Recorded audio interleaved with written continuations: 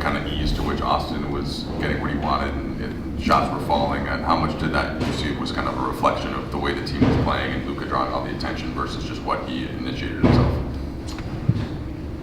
Just overall for our team, those two guys, and LeBron as well, of course, you know, they're going to initiate, they're going to play off ball, to get on ball, they're going to sometimes draw two, you know, they blitz Luka behind half court on the first play of the game.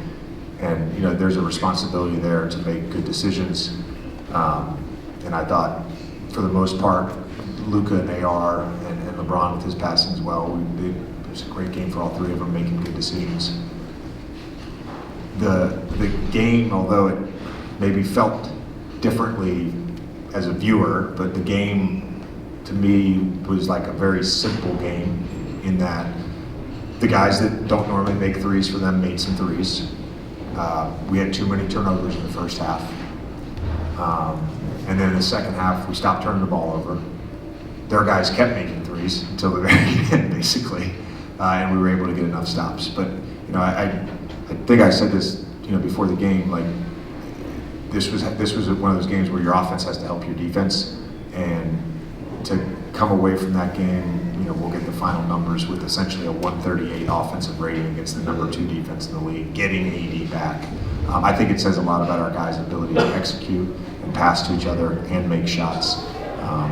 So I liked most of everything we did all night. There was just some things that happened with the turnovers and some things that happened with some shot making over expectations. And then just thoughts on you go 4-0 in group play, so you secure home court. The Spurs will be coming in as they meet Denver tonight. But just the significance of keeping the momentum going and then also putting yourself in a good position in the cup.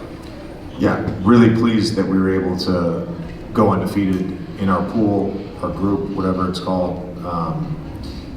You know, more importantly, we've got a back-to-back coming up and a really hard road trip. And, you know, Phoenix is playing great. You know, New Orleans has a ton of talent. We've got to take care of business in the next 2 games, and then we've got to go be great on the road like we've been for most of the year outside of 2 games. And the Cup is in some ways, you know, a distant memory for the next 12 days or whatever it is. JJ, you guys are 14-4 right now. Thanks. Well, thanks for pointing that out. What are the habits that you're seeing being built now that you are hopeful that will be the most sustainable?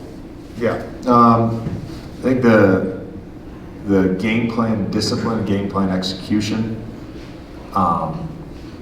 has been pretty good all season, and we've been building that. The outliers on that to me are like the games where we lack of effort, you know, didn't play hard, which basically is two games of the 18. I think our communication habits, on-court huddles, all of that stuff has been great. And then offensively, the organization and the execution is significantly better than where it was last year. And our ability to understand what we're trying to do and why we're trying to do it on offense has been really good. One of those offensive contributors has been Ayton. He came into the night shooting like 70%. He goes 8 for 9 tonight, and it's not just lobs and putbacks. He has one where he puts it on the floor, kicks out near the perimeter, and finishes, has to use a move to elude the defender at the rim. What is, what's the mix of him getting good looks because he's with these 3 offensive maestros and the skill set that he brings to the table also? Yeah, I mean, I had a great conversation with DA this morning. I would have had it, you know, a few nights ago, but he was going to be out, so I waited until today. But, you know, it was essentially, he's doing a great job of understanding how the offense is being run and who the offense is being run through, and then playing off of that, which we saw tonight. But the other point is his ability to punish smaller defenders. It's something as a team, it's not on him, it's something as a team we've got to get better at. There was a play in the first half where he got an early seal against Cooper Flagg. It was super physical and got 2 points, and then he had the one against the zone late against PJ Washington. that's a dynamic that, you know, we didn't have at the end of last season. So his importance in understanding that, and for our guys understanding that, particularly against teams that start Redick, you know, getting offensive rebounds, whatever it may be, but using his size and his nimbleness and his strength and all this stuff that makes him who he is, using that against switching defenses is going to be really important. JJ, I know pregame we talked quite a bit about, you know, we've talked about this before just today, like Luka's first quarter scoring explosions. Austin's I think top 5 or top 6 at fourth quarter scoring. What do you see from him as a closer in the fourth quarter, late in games, that really makes him stand out? I think he's done a good job throughout the year of finding that balance, whether he is on ball or off ball, of finding the balance of hunting threes and touching the paint.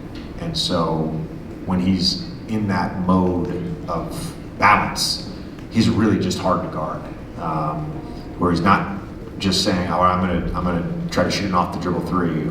Well, that's what the defense gives you. Yeah, do an off the dribble three. But if they're pressing up on you, if you have a duck on you like they did at times tonight in the fourth quarter, you know, drive, touch the paint. That should be your mentality.